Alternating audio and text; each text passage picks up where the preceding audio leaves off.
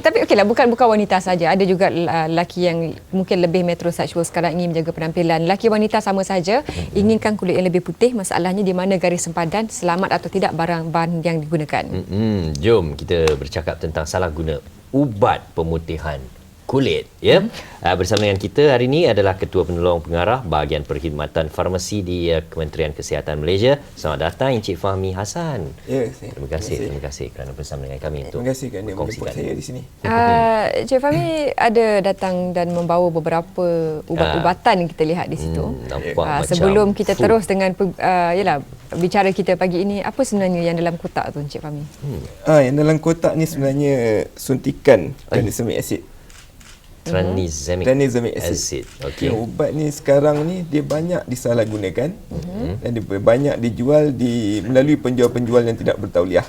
Sama ada di laman maya ataupun di kedai-kedai kecantikan. Dijual dalam rupa bentuk sebegitu atau begini, macam ni ataupun dalam bentuk tablet. Yep. Setahu kita ya, tranexamic ni digunakan untuk mengurangkan pendarahan ketika pembedahan dan sebagainya, ya. Tapi macam mana ia boleh digunakan, ubat pemutihan kulit ni? Okey, untuk ubat-ubat suntikan ni, terutamanya tranexamic acid ni, bila kita pakai di kat hospital, kita dah tahu guna dia untuk apa.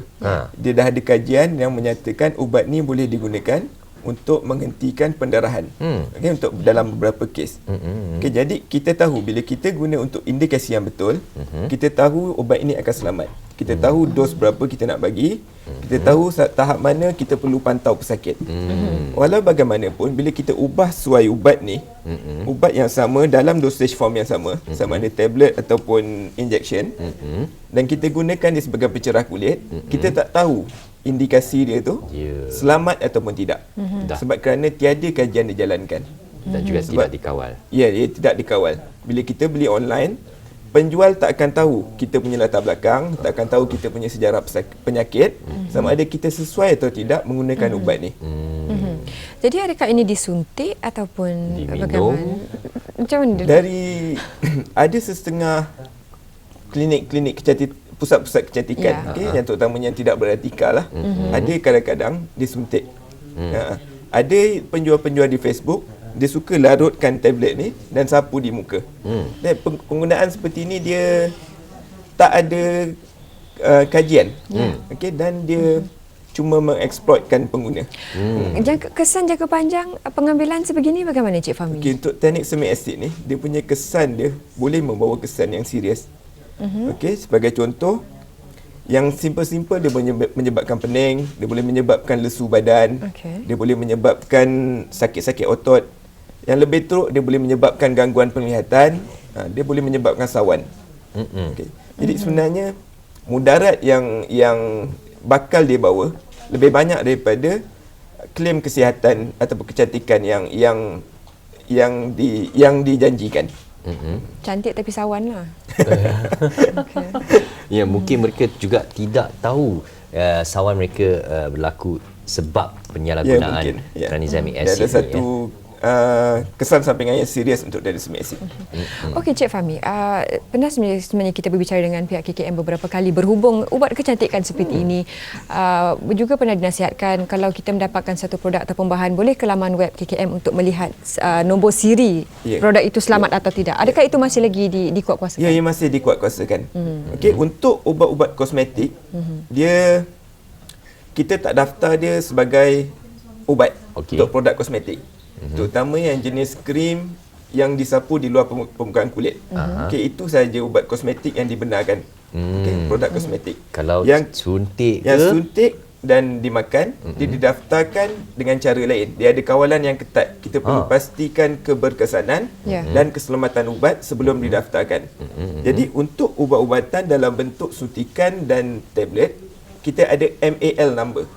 Nombor registrasi itu dimulai dengan MAL dan nombor ke belakang. Untuk produk kosmetik, terutamanya krim yang berdaftar, dia ada NOT number, nombor notifikasi. Jadi kita boleh semak kedua-dua nombor tersebut di laman web www.bpfk.gov.my. BPFK. yang penting, BPFK, Biro Pengawalan Farmaseutical Kemasan. Kita masukkan nombor tersebut ataupun kalau tak tahu nombor, kita boleh semak dengan nama produk. Okey. Dia akan keluar sama ada dia telah diregister ataupun tidak diregister di Malaysia. Ya, Cik Fahmi, sekarang dengan bagai macam-macam juara internet ya, kita boleh import teruslah ya ubat-ubat macam ni untuk pemutihan kulit. Tapi kadang-kadang kita masuk je klinik ataupun pusat estetik untuk dapatkan rawatan pencerahan kulit dan sebagainya, kita tak berpeluang untuk melihat kandungan dalam botol dan sebagainya. Jadi macam manakah cara nak tahu sah ke tidak sah ke, apakah kandungannya? Kena rajin tanya. Ya, memang sebenarnya hak kita sebagai pengguna bila kita mendapatkan rawatan untuk kita tahu apa rawatan yang diberikan kepada kita. Okay. Jadi yang penting bagi saya sebenarnya, kita perlu dapatkan rawatan di klinik yang betul-betul bertauliah dan betul-betul beretika. Okay, kalau kita tahu klinik tu ada supply injection vitamin C contohnya. Injection vitamin C ni tidak pernah diregister di Malaysia. Oh. Ya. Ia menjadi satu kesalahan untuk menjual injection vitamin C dan termasuk juga untuk memiliki produk yang tidak berdaftar ni. Dikira sebagai produk yang tidak berdaftar. Itu topik lain lah. Bahaya juga. Kalau bahaya ni. kalau begitu halnya, tindakan undang-undang untuk kesalahan sebegini bagaimana Cik Fahmi? Memang kita ada dakwa beberapa kes bagi penjual biasanya lah di bawah Akta Jualan Dadah, Sales of Drug Act. Memang akan dikenakan tindakan sekiranya kita dapati melakukan kesalahan menjual produk-produk yang tidak berdaftar.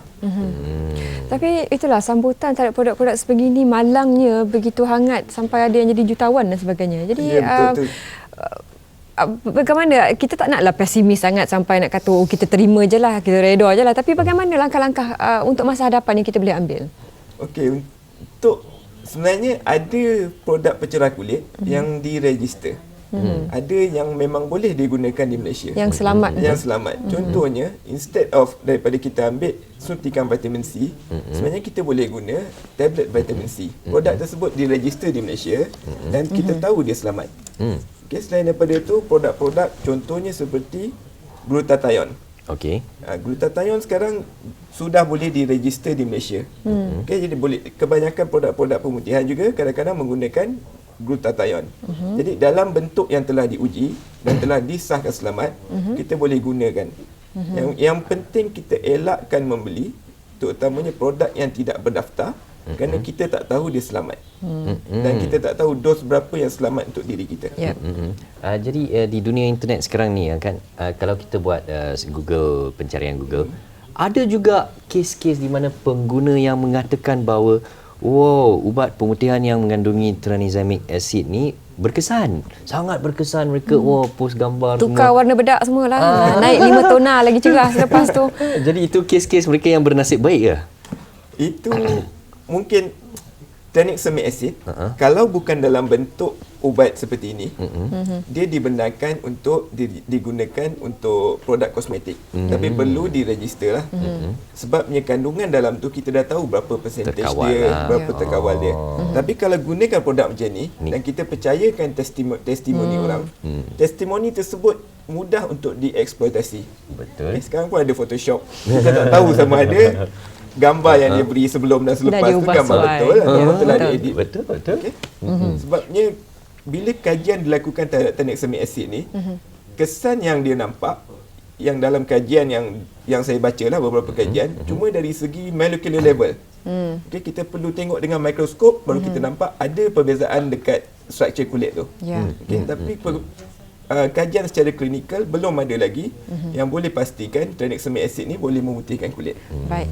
Terima kasih Cik Fahmi. Laman webnya sekali lagi untuk kita berikan kepada para penonton pagi ini untuk mereka periksa. Okey, www.bpfk.gov.my. BPFK. Ini Biro Kawalan Farmaseutical Negara. NPCB pun boleh. Okey, jadi di laman tersebut adalah kalau nak memeriksa produk-produk tertentu ada dekat situ. Dekat consumer ada registration of product. Boleh check di situ. Baik. Ada lagi satu segmen. Hubungi kami. Hubungi kami. Kalau tak tahu tanya. Jangan nak kontak itu sat jalan. Terima kasih Cik Fahmi.